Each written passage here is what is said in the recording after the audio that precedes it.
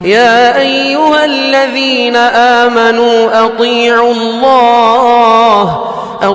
الله وأطيعوا الرسول ولا تبطلوا أعمالكم.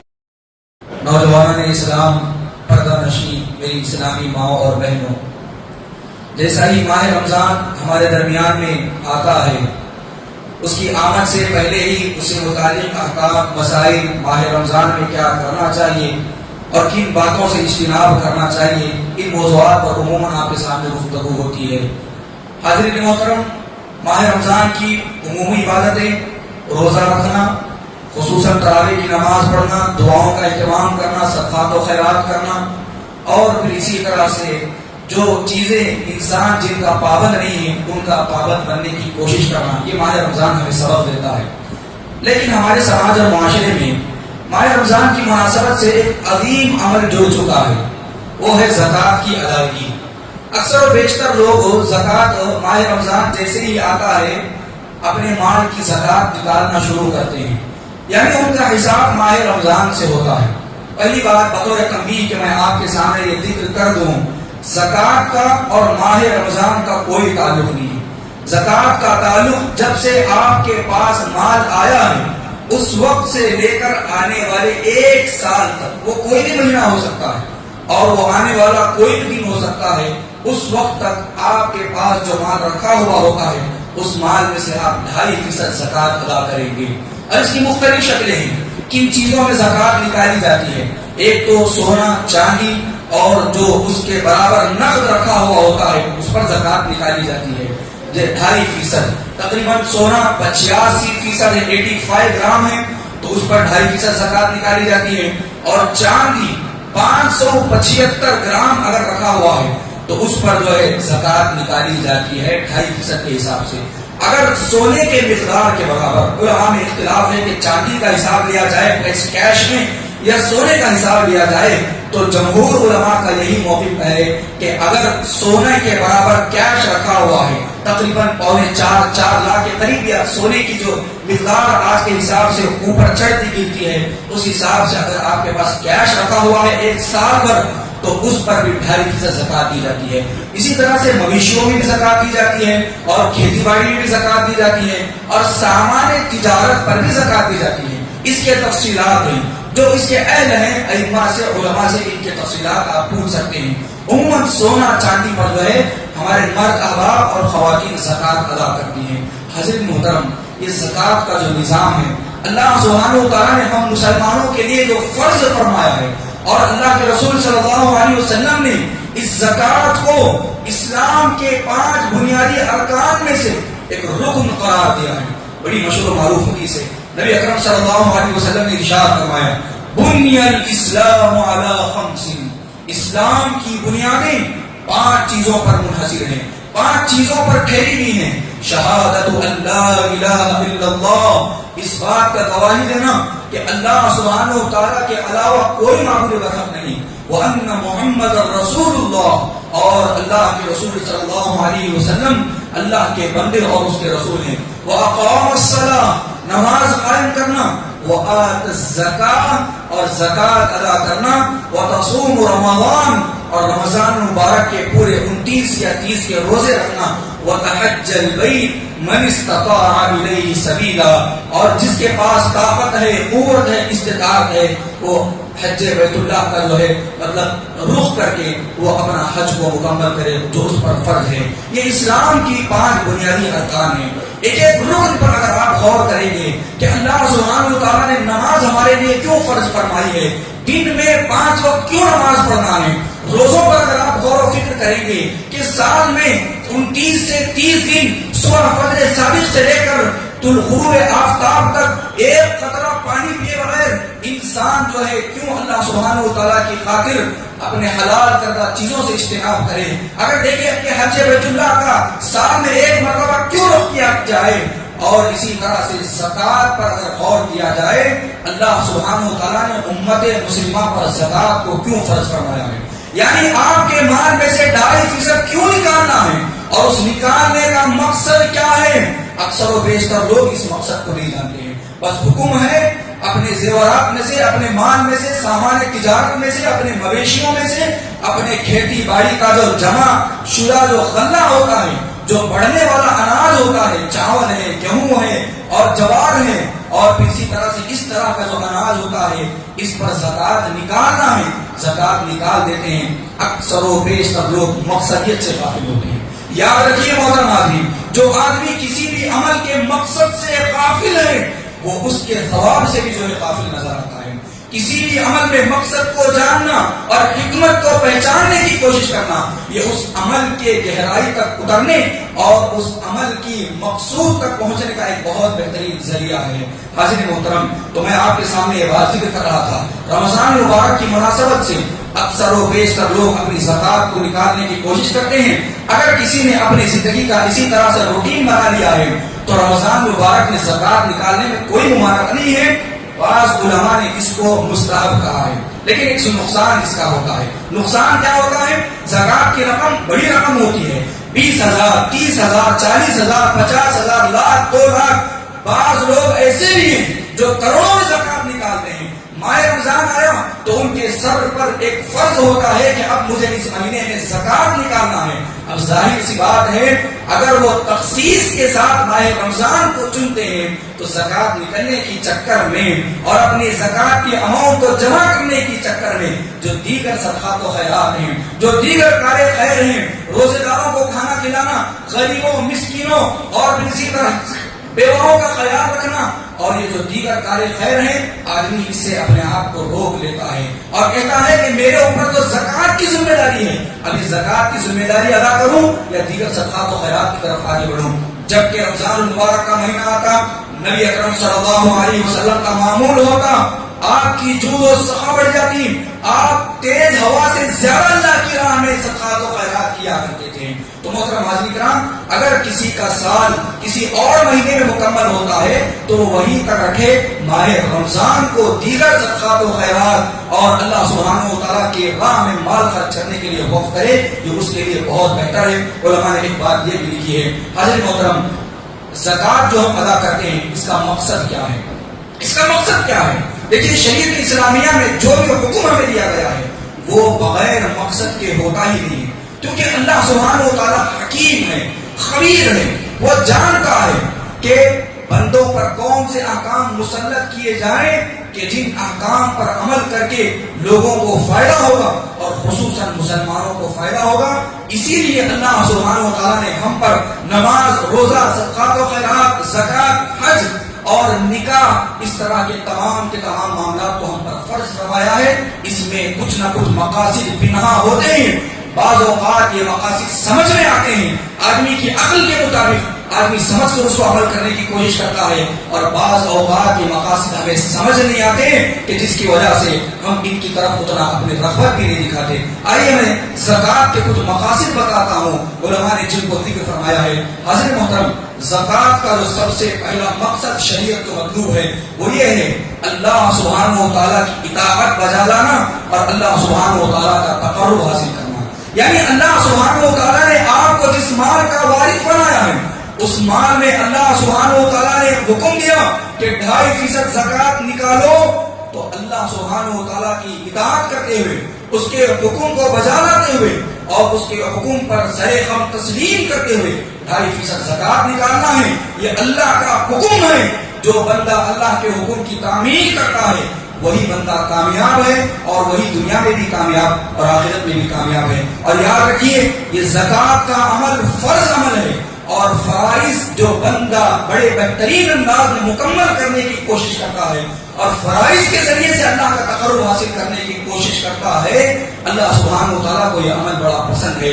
صحیح بخاری کی بڑی مشہور معروف حدیث ہے، نبی اکرم صلی اللہ علیہ وسلم نے کہا، وَمَا تَقَرَّبَ إِلَيَّ عَبْدِي بِشَيْءٍ أَحَبَّ إِلَيَّ مِمَّا افْتَرَضْتُهُ عَلَيْهِ۔ بندہ جو مجھ سے قریب ہونے کی کوشش کرتا ہے، ان میں سب سے بہترین طریقہ یہ فرائض ہیں۔ فرائض کے ذریعے بندہ اگر مجھ سے قریب ہوتا ہے، یہ میرے لیے سب سے زیادہ محبوب ہے۔ ایک آدمی ہے، نوافل کا اہتمام کرتا ہے، وہ دیگر جو ہے خیر کے بڑے کام کرتا ہے، لیکن اگر وہ فرائض میں کمزور ہے، یاد رکھیے اللہ سبحانہ و تعالیٰ ایسے بندے سے اتنی زیادہ محبت نہیں کرتا جو بندہ فرائض میں زیادہ پابند ہونے کی کوشش کرتا ہے۔ تو محترم حاضرین کرام، زکوٰۃ کا سب سے پہلا مقصد جو شریعت کو ہے وہ اللہ سبحانہ و تعالیٰ کی اطاعت کو بجا لانا ہے۔ ہم مسلمان ہیں، ہم اللہ کی ذات پر ایمان لاتے ہیں، رب تعالیٰ کا حکم آ گیا اور نبی اکرم صلی اللہ علیہ وسلم کا کوئی فرمان آ گیا تو ہم کہتے ہیں کہ سمعنا، ہم نے سن لیا اور ہم اس کی طرف تو اطاعت کریں گے، ہم اس کی طرف آگے بڑھیں گے۔ حکمت معلوم ہوتی ہے بہتر ہے، نہیں معلوم ہوتی ہے تو پھر بھی ہم اس کی طرف آگے بڑھیں گے۔ یہ سب سے پہلا زکوٰۃ کا مقصد ہے، آپ کی اطاعت الہی کو چیک کرنا مقصود ہوتا ہے۔ حاضر محترم، زکوٰۃ کا ایک دوسرا مقصد ہے صداقت ایمانی کا ثبوت پیش کرنا۔ صداقت ایمانی کا ثبوت پیش کرنا، آپ نے اپنی زبان سے کلمہ لا الہ الا اللہ کا اقرار کیا ہے اور کہا ہے کہ میں 5 وقتہ نمازوں کی پابندی کروں گا، میں رمضان مبارک کے روزے رکھوں گا اور مجھ پر اگر زکوٰۃ فرض ہوئی تو وہ زکوٰۃ کو میں نکالوں گا اور اگر حج فرض ہوتا ہے تو میں اپنا فرض حج بھی ادا کروں گا۔ یہ صداقت ایمانی کی دلیل ہے اور شریعت آپ سے یہ مقصود کرتی ہے۔ حاضر محترم، یہ بات یاد رکھیے کہ ہم جو اپنی زبان سے کلمہ لا الہ الا اللہ کا اقرار کرتے ہیں، مطلب یہ نہیں ہے کہ آپ اپنی زبان سے صرف لا الہ الا اللہ محمد رسول اللہ کا اقرار کریں، بلکہ اس کی تاریخ میں علماء بات لکھتے ہیں اقرار باللسان، اپنی زبان سے اقرار کرنا، وتصدیق بالجنان، اور اپنے دل سے اس کی تصدیق کرنا کہ ہاں زکوٰۃ مجھ پر فرض ہے، اللہ نے نکالنے کا حکم دیا ہے، وعمل بالجوارح والارکان، اور اپنے جوارح کے ذریعے سے اور اپنے اعضاء کے ذریعے سے اس کو ثابت بھی کرنے کی کوشش کرنا۔ یہ اصل میں صداقت ایمانی کا ثبوت ہے جو ہمیں زکوٰۃ، روزے، نماز اور حج میں پیش کرنا ہے۔ یہ ہمارے جو ظاہری اعضاء ہیں ان کو ظاہر کر کے بتانا ہے کہ واقعی معنوں میں ہم مسلمان ہیں اور اسلامی تعلیمات پر عمل کرتے ہیں۔ یہ دوسرا زکوٰۃ کا مقصد ہے جو شریعت اسلامیہ ہمیں پابند بنانے کی کوشش کرتی ہے۔ حاضر محترم، زکوٰۃ کا ایک تیسرا مقصد حفاظت دین اور اعلاء کلمت اللہ ہے۔ اسی لیے آپ دیکھیے مصارف زکوٰۃ میں جہاں پر زکوٰۃ خرچ کیا جاتا ہے وہاں پر ایک مصرف فی سبیل اللہ ہے، اللہ کے راستے میں مال کو خرچ کرنا، اور والمؤلفۃ قلوبہم، جن کے دل اسلام کی طرف مائل ہیں، جو اسلام کی طرف جھکے ہوئے ہیں، اگر ان کو کچھ پیسے دیے جائیں تو وہ اسلام کی طرف آ سکتے ہیں، تو ایسے لوگوں کو زکوٰۃ دی جائے۔ یہ اعلاء کلمت اللہ کے لیے زکوٰۃ رکھی گئی ہے۔ ایک مصرف یہ بھی ہے، ہاں، اور وہ گنڈا اور وہ شر پسند آدمی جس کا شر پھیلا ہوا ہے، مسلمانوں کو نقصان پہنچا رہا ہے، ایسے آدمی کو کچھ پیسے دینے سے اس کا شر کم ہو سکتا ہے تو وہ بھی والمؤلفۃ قلوبہم میں داخل ہوتا ہے۔ زکوٰۃ سے اس کو پیسے دے کر اس کے شر کو بھی کم کیا جا سکتا ہے۔ اللہ اکبر۔ یہ اعلاء کلمت اللہ کے لیے اللہ سبحانہ و تعالیٰ نے زکوٰۃ رکھی ہے۔ نبی اکرم صلی اللہ علیہ وسلم جب کبھی جنگ کے لیے نکلتے ہیں تو آپ صلی اللہ علیہ وسلم جن کی زکوٰۃ ابھی فرض نہیں ہوتی، 2-3 مہینے باقی رہتے، ان کو بلاتے، اپنا مال نکالو، ابھی جماعتیں جہاد کے لیے جا رہی ہیں، مسلمان جنگ کے لیے نکل رہے ہیں، اپنی زکوٰۃ نکالو تاکہ ان مجاہدین کی مدد ہو سکے۔ حاضر محترم، یہ بات ہمیں معلوم ہونی چاہیے، زکوٰۃ کا ایک بہت بڑا مقصد اسلام اور مسلمانوں کو عروج پر لانا، اسلام اور مسلمانوں کو طاقت پہنچانا، اور اسی طرح سے غیر مسلموں سے جو شر اور ہمیں نقصان پہنچتا ہے اس شر کو کم کرنے کی کوشش کرنا، یہ زکوٰۃ کا ایک تیسرا مقصد ہے شریعت اسلامیہ نے ہمارے لیے رکھا ہے۔ ہم زکوٰۃ 2.5% نکالنا ہے، یوں نکال دیے بات ختم نہیں، بحیثیت مسلمان مقصد کو سمجھنا بھی بہت ضروری ہے۔ بغیر مقصد کے جو عمل کیا جائے اس عمل میں اتنی جو ہے دلچسپی نہیں رہتی، اور اس عمل میں آدمی اتنی گہرائی کا جب اترتا نہیں ہے اس کے اندر وہ ثواب کی نیت نہیں آتی ہے۔ زکوٰۃ کا ایک چوتھا مقصد جو شریعت اسلامیہ نے رکھا ہے محترم حاضرین، اپنے نفس کو پاک کرنا اور اپنے مال کو پاک کرنا، اور انسان اپنے مال سے جو محبت دکھاتا ہے اس محبت کو توڑنا اللہ کی خاطر، یہ اصل میں شریعت اسلامیہ کو مقصود ہے۔ حاضر محترم، دیکھیے انسان عموماً مال کے فتنے میں زیادہ ملوث پایا جاتا ہے۔ اللہ سبحانہ و تعالیٰ نے اپنی کتاب مقدس میں جس کتاب کی ہر آیت، جس کتاب کا ہر لفظ صداقت پر مبنی ہے، اس کتاب میں اللہ نے ہمارے بارے میں کہا بل تؤثرون الحیات الدنیا، تم دنیاوی زندگی کو ترجیح دیتے ہو. سورہ عادیات میں اللہ نے کہا وَإِنَّهُ لِحُبِّ الْخَيْرِ لَشَدِيدٌ. انسان مال کی محبت میں بڑا سخت پایا گیا ہے. مال کا معاملہ آتا ہے وہ دنیا کی تمام محبتوں کو ایک طرف رکھتا ہے اور مال کی محبت کو سر فہرست رکھتا ہے. اور جب اس کے پاس پورا مال آتا ہے اس مال کو وہ صدقہ کرے, اللہ کی راہ میں دے, وہ قربان کرے, اس کا دل نہیں چاہتا. اور وہ جو مال کی محبت اس کے دل میں پنپتی ہے کہیں نہ کہیں اللہ کی محبت پر غالب آتی ہے, اس کے نبی کی محبت پر وہ محبت غالب آتی ہے. اس وجہ سے شریعت اسلامیہ نے ہمیں اس بات کی تعلیم دی اور بار بار قرآن مجید میں انفاق پر ابھارا کہ اے لوگوں اپنے مالوں میں سے زکات کو نکالو. اللہ نے کہا سورہ توبہ کی آیت نمبر 103 میں خذ من اموالہم صدقۃ تطہرھم, آپ ان کے مالوں میں سے لیجئے, صدقہ لیجئے تاکہ ان کو پاک کیا جا سکے, وتزکیہم, اور ان کے گناہوں کو دھلا جا سکے, وصلی علیہم, اور جب مان لے تو ان کو دعائیں بھی دے سکے. حاضر محترم, آدمی مال کی محبت میں کبھی کبھار اتنا سخت ہو جاتا ہے حلال حرام کی تمیز نہیں دیتا. آدمی مال کی محبت میں کبھی کبھار اتنا متشدد پایا جاتا ہے کہ وہ کبھی کبھار ایسا غلط مال اپنے حلال مال میں داخل کر لیتا ہے کہ جس کی وجہ سے اس کی عبادتوں میں, اس کی آل و اولاد میں, اس کے میاں بیوی میں اور اس کی سواری میں اس کے حرام کا اثر نظر آتا ہے. اسی لیے شریعت اسلامیہ نے کہا کہ 2.5% نکالو تاکہ وہ گندا مال نکل جائے. یہ بہت بڑا نقطہ ہے.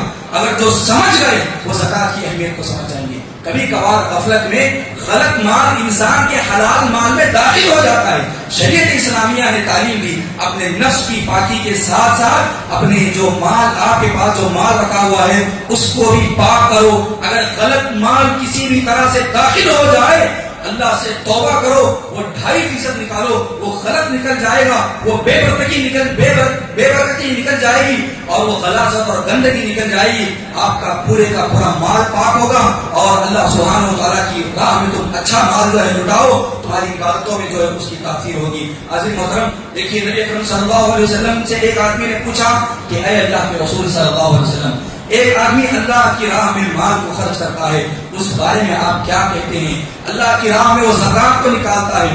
آپ صلی اللہ علیہ وسلم نے کہا من ادى زکاۃ مالہ, جو آدمی اپنے مال کی زکات نکالتا ہے فقد ذهب عنه شرہ, اس آدمی سے شر نکل جاتا ہے, اس آدمی سے برائی نکل جاتی ہے, اس کا مال بھی پاک, اس کا بدن بھی پاک. گویا کہ اس نے اپنے جوارح سے, اپنے اعضاء سے یہ ثابت کیا ہے کہ میں اللہ سبحانہ و تعالیٰ کی محبت کو ہمیشہ, ہر دم, ہر موقع پر اپنی اعلیٰ اولاد, اپنے مال, اپنی جائیداد, دنیا کی ہر چیز پر اللہ کی محبت کو مقدم رکھتا ہوں. اللہ کا حکم آیا ہے میں اپنے مال میں سے زکات نکالتا ہوں. تو زکات کا ایک چوتھا مقصد ہمارے نفس کو پاک کرنا اور ہمارے مال کو پاک کرنا ہے. یہ 4 مقاصد ہوئے. ایک زکات نکالنے کا 5واں مقصد, حاضر محترم ذرا غور سے سماعت فرمائیں. زکات نکالنے کا ایک 5واں مقصد سماج اور معاشرے سے غربت, فقیری, مفلسی, محتاجگی اور بھی اسی طرح سے بیواؤں کی مدد کرنا, غریبوں کی مدد کرنا, اور جو لوگ مستحق ہیں ان کو اپنے پیروں پر کھڑا کرنا, جو مقروض ہیں ان کے قرض کو ادا کرنا, یہ زکات کا 5واں مقصد ہے. اور یہ مقصد ہماری نظروں سے فوت ہوتا نظر آ رہا ہے. دن بدن فقیری بڑھتی جا رہی ہے, محتاجگی بڑھتی جا رہی ہے, غربا مساکین فقیر بڑھتے جا رہے ہیں. آئے دن ہاتھ پھیلانے والے زیادہ اور ہاتھ کو اوپر رکھنے والے کم نظر آ رہے ہیں. آپ ہماری مسجدوں کا جائزہ لیجئے, آپ ہمارے محلوں کا جائزہ لیجئے, سب سے زیادہ فقیر, غریب, محتاج, قرض میں ڈوبے ہوئے مسلمان نظر آتے ہیں. اب تو غیر مسلمین, ایک قریب میں انٹرویو مجھے سننے میں ملا, ایک بہت بڑے MLA اور بہت بڑے عہدے پر بیٹھے ہوئے آدمی, انہوں نے مسلمانوں کو تانا دیا, کہا کہ مسلمانوں کے پاس زکات کا اتنا بہترین نظام ہے, اس کے باوجود بھی یہ قوم غریب, فقیر, محتاج کو نظر آتی ہے. بس اسٹینڈوں پر اور جو ہے پھر اسی طرح سے ہر جگہ پر برقع پہنی ہوئی عورتیں کیوں مانگتی ہیں؟ کیوں حقیقی معنوں میں مسکینوں کو مال نہیں مل رہا ہے؟ مسلمان پورے ہندوستان میں 10 ارب کے برابر زکات نکال رہے ہیں, اس کے باوجود بھی ہماری فقیری ختم نہیں ہو رہی ہے. ہم نے مقصد کو نہیں سمجھا ہے, صرف یہ سمجھے ہیں 2.5% زکات نکال دو, ہماری ذمہ داری ختم. یاد رکھیے شریعت اسلامیہ کا کوئی بھی حکم بغیر مقصد, بغیر حکمت, اور اسی طرح سے بغیر فائدے کے ہوتا ہی نہیں ہے۔ میں ایک آپ کے سامنے ڈیٹا پیش کرتا ہوں، ہم جو زکات نکال رہے ہیں وہ زکات کا پیسہ کہاں جا رہا ہے آپ اندازہ لگائیے۔ آپ مان لیجیے ہندوستان میں 20 کروڑ مسلمان ہیں، ڈیٹا کے حساب سے 20 کروڑ مسلمان ہیں۔ ان 20 کروڑ مسلمانوں میں اگر 1% مسلمان زکات نکالتے ہوں اور ایک آدمی کی زکات 5000 کی ہے، میں یہ جو آپ کو بتا رہا ہوں آنکھیں کھولنے کے لیے کافی ہے کہ زکات کے مقصد کو سمجھو۔ اللہ کے بندو، غربا فقراء مساکین کی ان حقیقی معنوں میں محتاجی کو دور کرو۔ 20 کروڑ مسلمانوں میں سے 1% مسلمان زکات نکالتے ہوں اور اوریج 5000 اگر زکات نکلتی ہے، 10 ارب روپے زکات نکلتی ہے۔ کتنی؟ 10 ارب روپے زکات نکلتی ہے۔ صرف ہندوستان میں 10 ارب روپے زکات نکل رہی ہے۔ یہ زکات کہاں جا رہی ہے؟ کس کے پاس جا رہی ہے؟ کون کھا رہا ہے؟ کہاں سے محتاجی دور ہو رہی ہے؟ لوگ قرض میں ڈوبتے جا رہے ہیں۔ ہم نے زکات کی مقصدیت کو نہیں سمجھا کہ اے اللہ کے بندو، اپنے خاندانوں کی زکات کو اجتماعیت کے اعتبار سے نکالو۔ خدا چلا رہے ہیں۔ اللہ کے رسول صلی اللہ علیہ وسلم کا وہ نظام علی، صحابہ کرام کا وہ بہترین دور جو فقیری کا دور تھا، محتاجی کا دور تھا، انہوں نے اسلام کے کانسیپٹ کو سمجھا، انہوں نے اسلام کی تعلیمات کو صحیح انداز میں دیا، ان سے غریبی نکلی، فقیری نکلی، پوری دنیا پر کنٹرول کرنے والے ہوئے، دوسری مملکتوں پر وہ حاکم بنتے اور اپنی طاقت، اپنے مال کے بل بوتے پر وہ لوگوں کی مدد کیا کرتے تھے۔ اور اللہ کے رسول صلی اللہ علیہ وسلم کی جو تعلیمات ہے، الید العلیٰ خیر من ید السفلیٰ، دینے والا ہاتھ اوپر والا ہاتھ نیچے والے ہاتھ سے بہتر ہے۔ ہمارا مسلمانوں کا ہاتھ ہمیشہ نیچے ہے، اوپر سے پارلیمنٹ سے لے کر ہماری چھوٹی چھوٹی گلیوں میں اور کمروں میں ہمارے ہاتھ صرف پھیلائے ہوئے ہیں۔ کون دے گا؟ کون مدد کرے گا؟ کون ہماری ضرورتوں کو پورا کرے گا؟ 10 ارب روپے زکات نکلتے ہوئے بھی ہماری قوم محتاج ہے، تو گویا کہ ہم نے زکات کے مقصد کو نہیں سمجھا ہے۔ حضرت محترم، وہ بیوہ پریشان ہے جو مستحق ہے، وہ مسکین اپنی زبان نہیں کھول رہا ہے اور وہ قرضدار لوگوں کے سامنے مانگ رہا ہے جو حقیقی معنی میں مستحق ہے۔ اور آپ جو لوگ اپنے رشتہ داروں کو بانٹتے پھر رہے ہیں، تم 5000 لو، تم 2000 لو، تم ساڑی لو، تم راشن لو اور تم فلاں مان لو، تم فلاں مان لو، زکات کا مقصد یہ نہیں ہے۔ زکات نکلے تو ایک خاندان کھڑا ہو، زکات نکلے تو ایک معاشرہ کھڑا ہو، یہ زکات کا اصل میں مقصد ہے۔ آپ دیکھیے حضرت معاذ بن جبل رضی اللہ عنہ کو نبی اکرم صلی اللہ علیہ وسلم نے یمن کی طرف بھیجا۔ آپ صلی اللہ علیہ وسلم 2 سال باحیات تھے اور اللہ کے رسول صلی اللہ علیہ وسلم نے کہا کہ اے معاذ بن جبل، جب تم ان کے پاس جاؤ سب سے پہلی دعوت شہادت اللہ الہ الا اللہ کی دعوت ہو، اور اس کے بعد ان کو اللہ کے رسول صلی اللہ علیہ وسلم کی اطاعت کی طرف دعوت دو، اور ان کو یہ بتاؤ کہ اللہ نے 5 وقت کی نمازیں ان پر فرض فرمائی ہیں دن اور رات میں۔ اس کے بعد کہا کہ ان کو اس بات کی تعلیم دو کہ اللہ سبحانہ و تعالیٰ نے ان کے مالوں پر زکات کو فرض فرمایا۔ حضرت معاذ بن جبل رضی اللہ عنہ اللہ کے رسول صلی اللہ علیہ وسلم کے صحابی، انہوں نے وہ کانسیپٹ لیا، گئے 5 سال کی مدت میں 2 سال دورے حکومت میں زکات لی، وہاں کے یمن کے فقراء غربا میں بانٹی اور وہاں پر وہ مکمل ہوتی رہی یہاں تک کہ نبی کا انتقال ہوا۔ مزید 3 سال گزرے، عمر بن خطاب رضی اللہ عنہ کے زمانے میں انہوں نے یمن سے زکات مدینے کی طرف بھیجی۔ ذرا غور سے سنیں محترم حاضرین، یمن سے زکات کو انہوں نے مدینے کی طرف بھیجا۔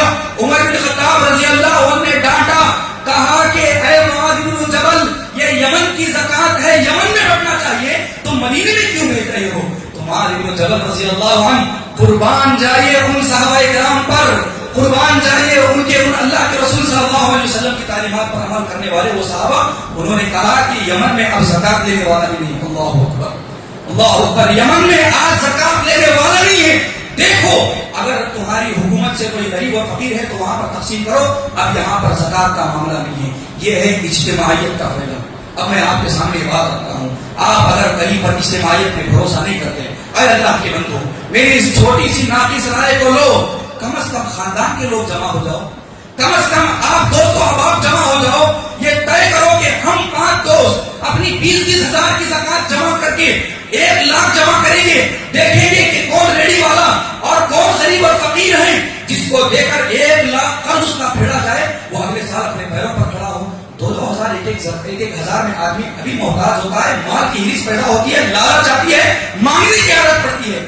ہمارے لوگ یہ سمجھتے نہیں ہیں. دیکھیے شریعت نے زکات کو جو رکھا ہے، اللہ سبحانہ و تعالیٰ نے کہا انما الصدقات للفقراء والمساکین. صدقات کن کے لیے ہیں؟ زکات کن کے لیے ہے؟ فقراء کے لیے، مساکین کے لیے، محتاجوں کے لیے ہے. تو زکات کا مقصد سماج سے غربت کو ختم کرنا اور محتاجی کو دور کرنا ہے. یہ بڑی افسوس کی بات ہے، دن بدن ہماری غربت، ہماری ان ایجوکیٹڈ، ہماری جو ہے تعلیم میں گراوٹ، ہمارے معاش میں گراوٹ، ہمارے رہن سہن میں گراوٹ بڑھتی جا رہی ہے، کیونکہ ہم نے اسلامی تعلیمات کو پس پش ڈال دیا ہے. یہ زکات کا ایک پانچواں مقصد تھا.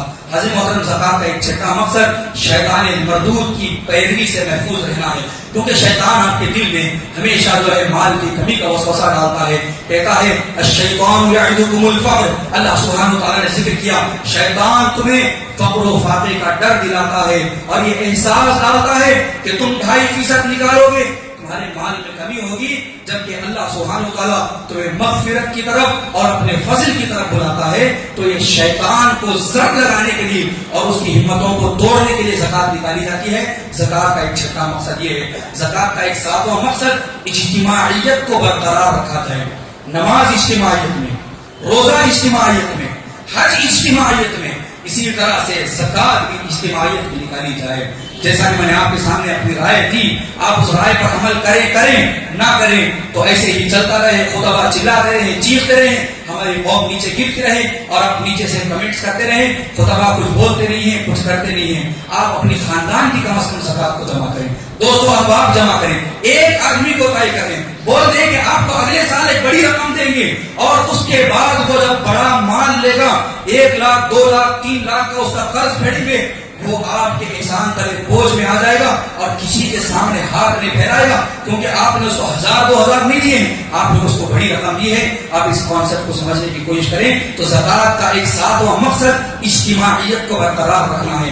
حضرت محترم زکات کا ایک 8واں مقصد سرمایہ دارانہ نظام کو ختم کرنا ہے کہ مالدار ہوتے جا رہے ہیں اور غریب ہوتے جا رہے ہیں. اسی لیے اللہ نے مالداروں کے مال پر کنٹرول کرنے کے لیے ان کے کل مال پر جو جمع شدہ ہے زکات نکالو، خرچ کرو، تاکہ تم تھوڑا نیچے آؤ اور غربا تھوڑا اوپر رہے اور سماج اور معاشرے میں ایک بیلنس بن کر رہے. آپ دیکھیے آج سرمایہ دارانہ نظام کتنا اونچے سے اونچا چلا جا رہا ہے اور غریب نیچے سے نیچا جا رہا ہے. اسی لیے اللہ سبحانہ و تعالیٰ نے کہا کئی لا یکون